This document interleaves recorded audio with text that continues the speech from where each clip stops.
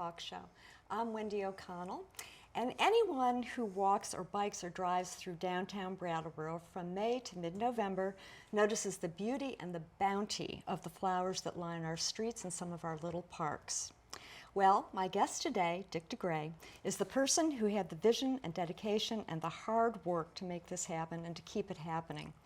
For the last almost 10 years, Dick and his volunteers, I might add, have made downtown gorgeous. Dick also, for many years, he worked in construction, and he and his wife, Missy Galanes, owned the Vermont shop on Main Street, which all of us are very familiar with. They also have been such active community champions that in 2020, they shared Brattleboro's Person of the Year award. So Dick DeGray is here. Hi, Dick. Hi, Wendy, and thank you for having me. This is quite an honor to be here with you today. Oh, it's wonderful. And Dick brought flowers, which is in keeping with everything that he does. So thank you for those. Yes, it's wonderful. Only appropriate the flower guy brings flowers to the Exactly. host. I think we'll go right into flowers because you've been doing it for so long. We're in the season. I don't know if this year is unusual, but it feels like one of the most abundant years. This year has been trying for two different reasons. We had intense heat in June, and then we had the monsoons in July where we received over 18 inches of rain. Rain is not my friend. Everybody thinks it's my friend, but it's not. I like to control the water that's put onto the plants. Yeah. And at this time today, the temperature is 99 degrees. I was on the street this morning at 2:30, and I finished up at 25 after 6. So it's been it's a long day. Some days I can get through it a little bit quicker when the flowers need a little bit less water.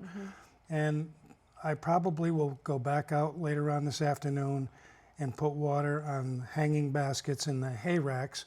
And those are the ones that hang off of the bridges. Yes. That's the name. They're called hay racks. Uh-huh. So double dip for some of the flowers today. Wow. Yes, and every day is different. And every day is different. But you're out there pretty much every day, is that right? Every day. There's not one day that the flowers don't get touched or watered.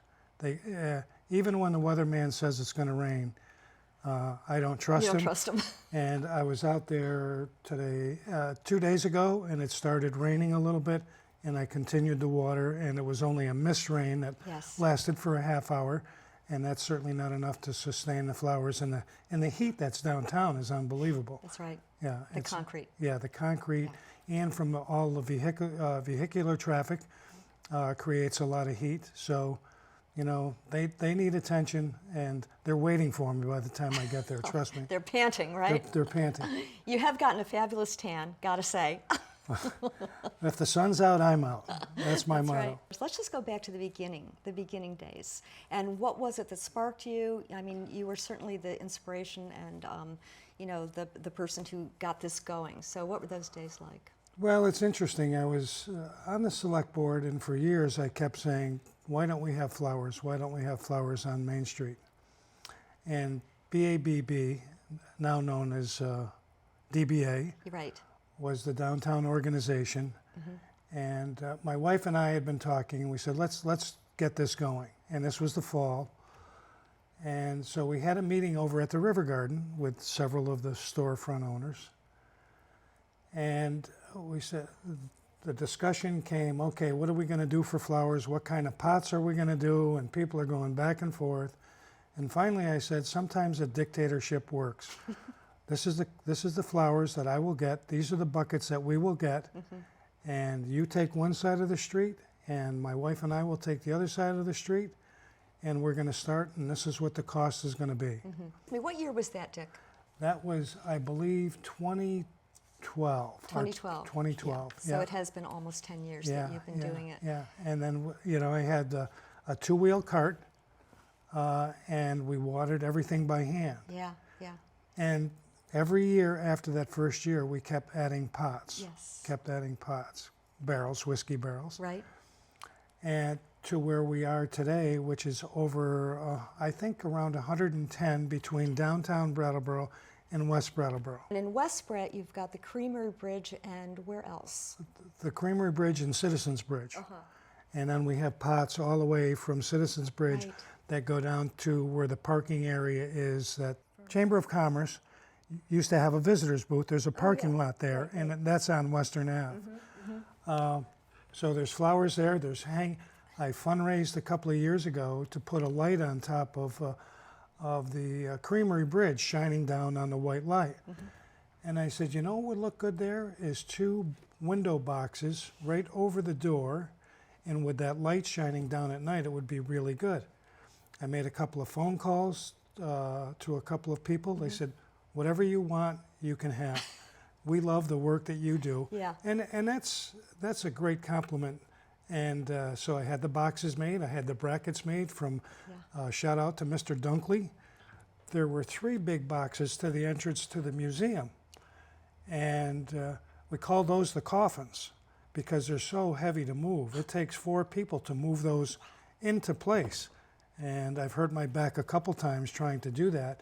And then this year I added 6 more boxes to that wall. Wow. So that whole entrance is just a wall of flowers. And I put 2 whiskey barrels at the entrance door there the other day.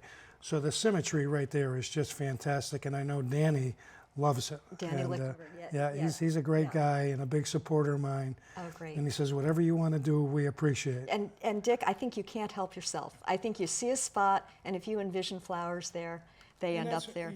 I was looking at those big black boxes at the intersections. There's 4 of them: High Street, Elliott Street, Flat Street, and then at the junction. And I said, you know, they look ugly just sitting there. If I get flowers on top of them and get that potato vine going down with that nice black background, that's really going to look special. It's stunning. And I really noticed that this year. Though having it on top of those big black Yeah. boxes made all the difference, and it highlighted the flowers Yeah. too. Yeah, I do think this year is really the best And then so far. 3 years ago, this is the 3rd year, the big hanging baskets on the light poles on the Kyle Gilbert Bridge. Right. I kept saying, I'd like to have flowers hanging off that.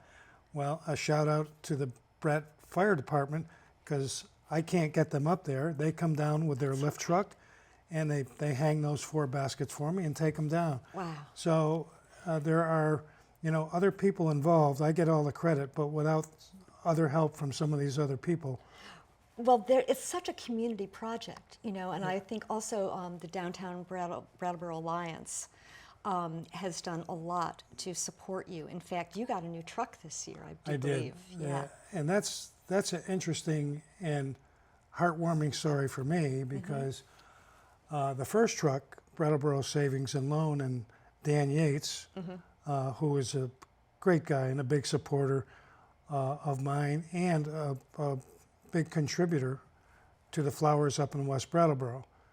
And so is Jack from Vermont Trust. He's another contributor and a big supporter of the flower program for West Brattleboro. So I went to get a sticker for the pickup truck, and it wouldn't pass the inspection. The frame was rusted. Yeah.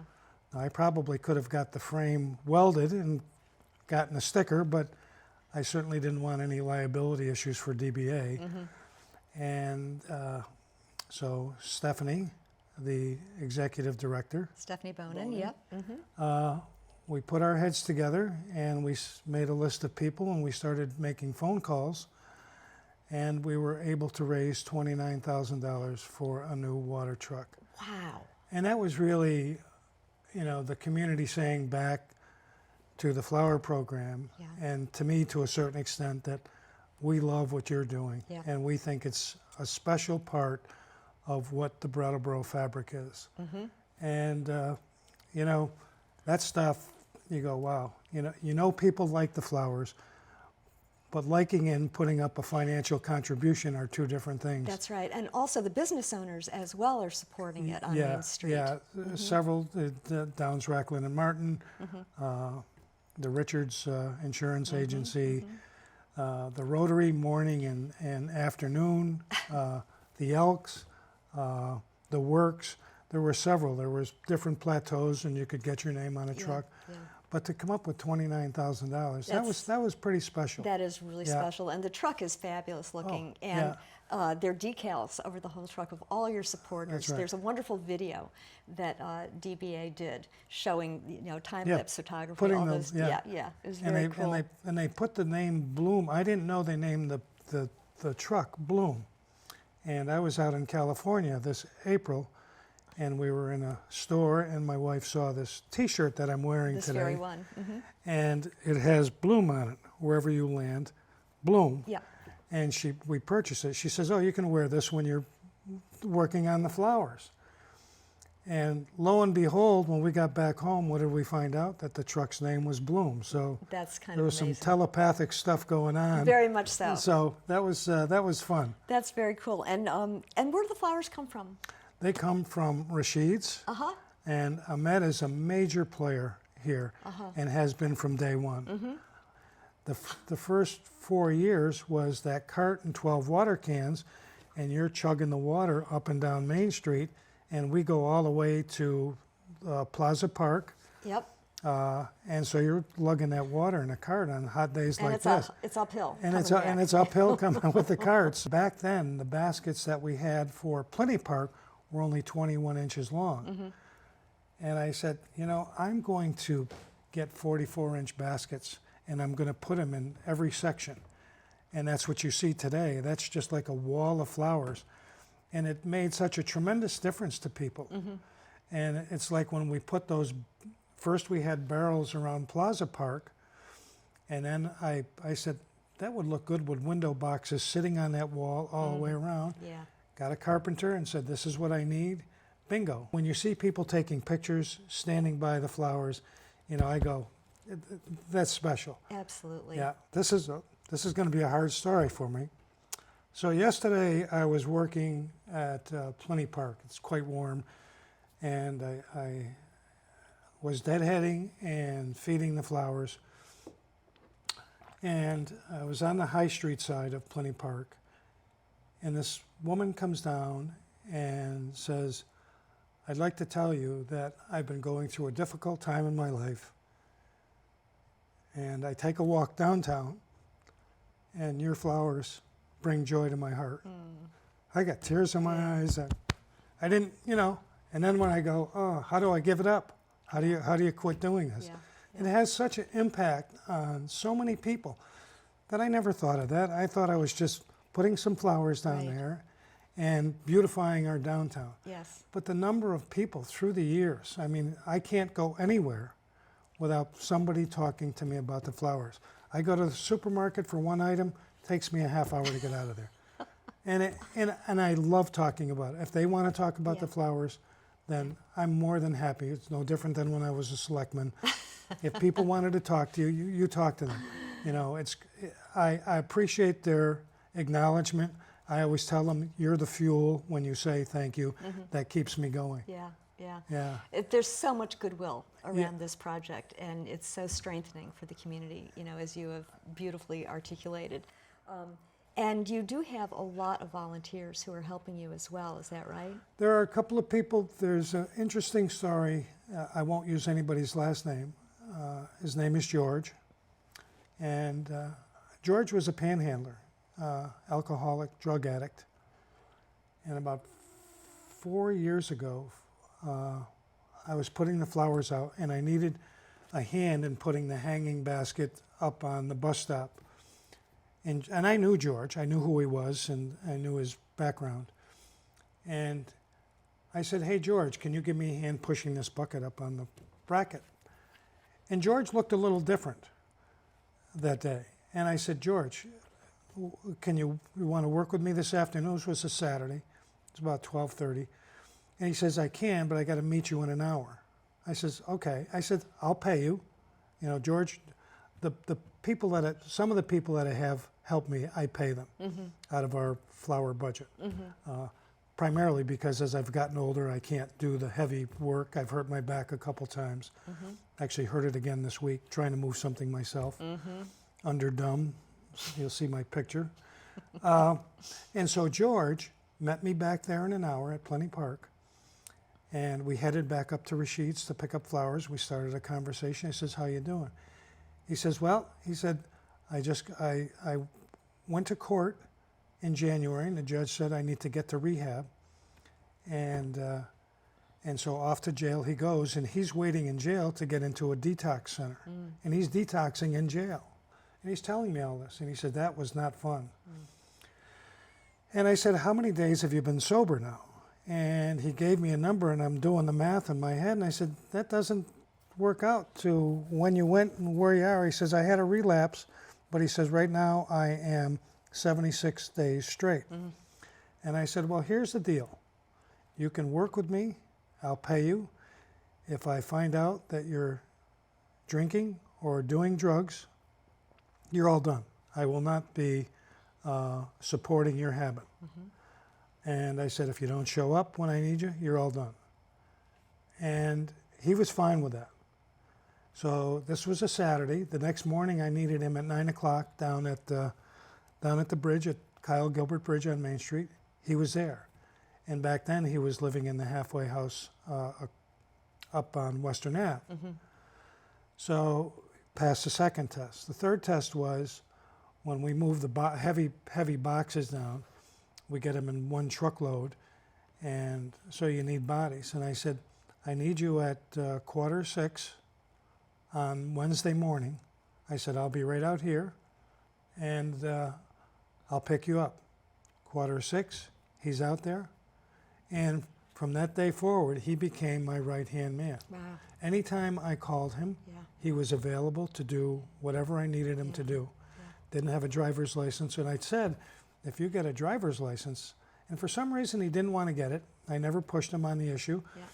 I said, you can help me water, but he never got a driver's license. But he took a job up in Maine this summer. So I was working on a Sunday at the store, and he comes walking in, and I go, something's up, I said to myself, and he's kind of fidgeting, and he says, I've got something to tell you. And he says, I've taken a job up in Maine. And so he said, it's an opportunity. I says, George, congratulations. You're trying to better yourself. I support whatever you're going to do. I'm behind you. And so George went up to Maine, and is still up there. And I said, well, bring some warm clothes. I said, it's lovely up there in the summer, but summer ends there about August 15th. And he has been a tremendous success story. Yes. I got him a job in Duo. I had talked to Stephanie. They were looking for a dishwasher. And he had talked to me about getting a job with his record. And he said, I'm having a difficult time. I said, well, I know a few people in town. And so I was talking to Stephanie. She said, I can't find any help. And I said, do I have a guy for you? Well, George started as a dishwasher and moved up to a frontline cook. And so he's really into being a chef, and that's where he went to work, at a restaurant up in Maine. Great story. So a great story, and a real success story of the flower program for him. Yes. So You mentioned the lights on the whetstone. You also had wind chimes going on, too. yeah, one of the things, the first project I did was get lights shining into the whetstone. And so if you're ever downtown at night and it's dark out, you take a look on both sides of the whetstone. There's a nice waterfalls on the east side of the bridge. And that light shines down in there. And the light shining in the water is a really calming effect. It really looks good any time of year in the winter when there's ice and really shining down there. And it really is, people stop there and look. It is, it's beautiful. It really is beautiful. It's really beautiful. Yeah, everything you've touched has become more beautiful. Pretty fortunate. And then with the chimes, I had several chimes in the Harmony parking lot. And the town put all new light fixtures in. And so when I moved, I took the chimes and actually put them on Main Street on the bus stop. Dick, you've also been on the select board, you've been on the Brattleboro Union High School board, you've done a lot of other things in the community, as has your wife, Missy. I know she's been involved with Harris Hill Ski Jump, with Bridget's Kitchen, and you both, I think, worked on the Brattleboro Christmas stocking, when we used to have the Reformer Christmas stocking. Yeah, the Reformer Christmas stocking, I knew of it, but my wife Missy was the buyer for it and on the board of directors, along with Betty Elwell. great people, enthusiastic, and a great group of volunteers. And when Missy and I got together, I became one of the mules of the program. So we would be shopping all year long for the Christmas stocking. I mean, you'd order stuff from suppliers, but we'd be in a town and we'd see a sale on winter clothes or whatever. Next thing you know, the cars filled up, and it was a wonderful thing. And just to watch it grow year over year over year, I think when it ended, they were up to like 1,800 children they were servicing. Wow. That is a huge number of people. It's a huge number, and this was back at 80s and 90s. I Yeah, think, is that right? yeah. It was a Late, wonderful thing. into the 2000s it went to, Yeah. and the median age I think of the committee was, 65 or higher. I'm probably being, They just looked older to you then. but they and through the summer when product would come in, you'd have to unload these trucks, and then they'd have an unpacking at night to stock everything up. That was quite a well-run program. The wonderful thing about that program is you could look in the Reformer and you would see, all of these different things and people's names, and to leave, many people left them in memory of other people. It was a great connector. And one of the things, I found that even the people that were receiving the products that they were giving out would be donating money to which is really, really nice. I mean, people who really couldn't afford to give money were donating money. Yeah. That says something about them, and it says something about the program. And it says something about our town. One thing I'd love to touch on also, Dick, is coaching has been a big part of your life. Big part of my life. I love kids.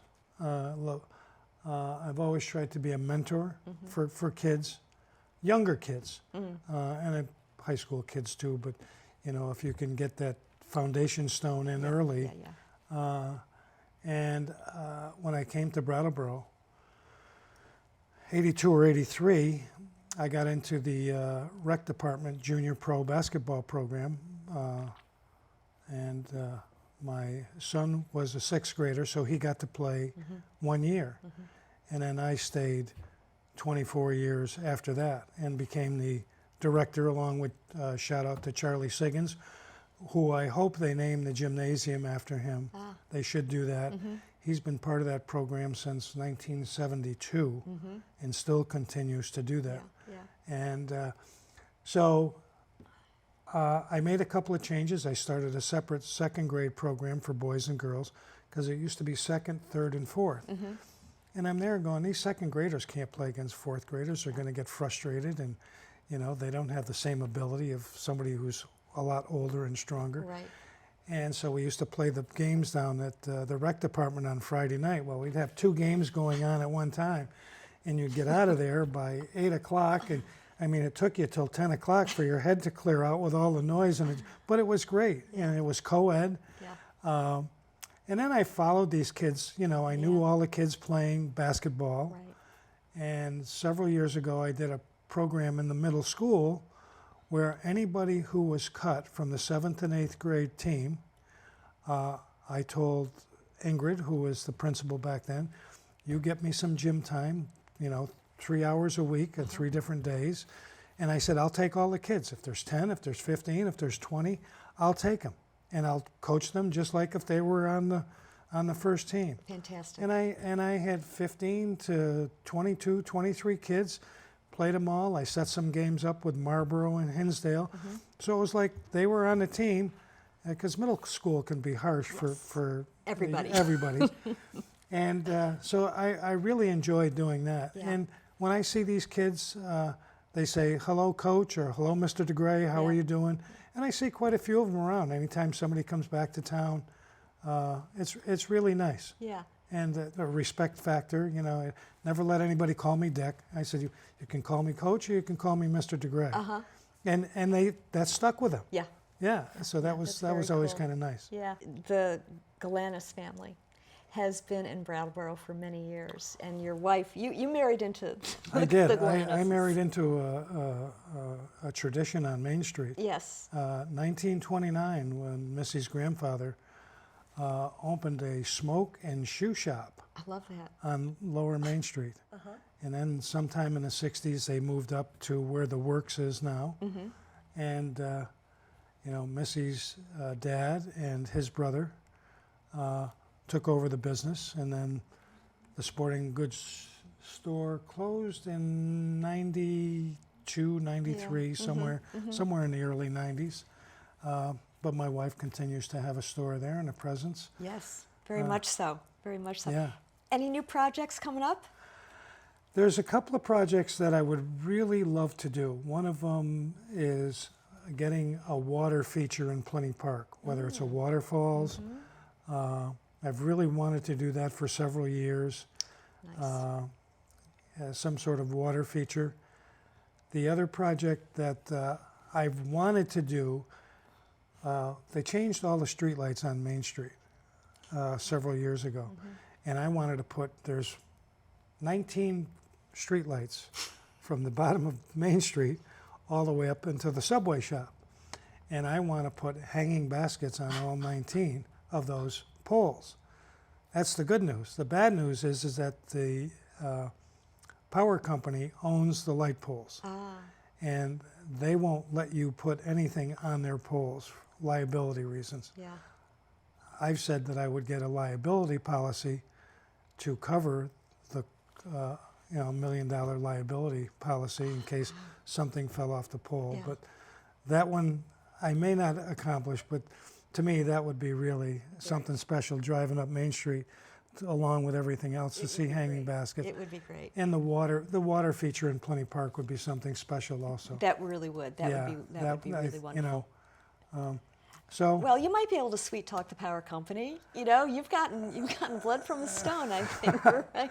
well, you know, it's amazing that the community, when you're doing something that betters the community, people want to give you money. Yes, that's right. Congratulations to you and Missy for getting Persons of the Year award. That was quite an honor. Whoever thinks that you're going to be Citizen of the Year, you know, I didn't wake up and go, I'm going to be Citizen of the Year this year, you know, and so it was a nice honor for Missy and I, not that we expected it, and so it's a nice resume builder for my obituary when I go in there, you know. So, but I was really honored and humbled, and my acceptance speech, I talked about a lot of other people who do great things in our community who don't get recognized and don't want to be recognized. And it's not that I do, but I just am. I think I've had my picture in the Brattleboro Reformer more than anybody in town. And actually, I think they took my picture today coming in with a mask because of the new mask mandate. Interesting, yeah. So the Reformer guy was outside. He says, "Oh, good, the first person coming in with a mask." So, but yeah, that was a great honor, and you know, something special that I'll always cherish. Absolutely, and you know, it's just showing you how much you are appreciated in town, and how much something as simple as flowers can really change a community and bring it together and have appreciation all the way around. Dick, thank you so much. Thank you for having me. It was a real honor, and I appreciate your show. You bring wonderful people, and it gives the community an opportunity to meet people they would not otherwise meet, and you bring them into their homes, and I think that's pretty special. So thank you for doing what you do, because that's part of what makes our whole community a community. Thank you. Thank you so much. I really appreciate that. Thank you. Yeah. And thanks to you, our audience, for being with us today. Lovely things, you know, that are happening in this community all around us. So stay connected, stay tuned in, see each other, and stop to smell and look at the flowers in our town. Thanks again to Dick DeGray for being with us today. We'll see you next time.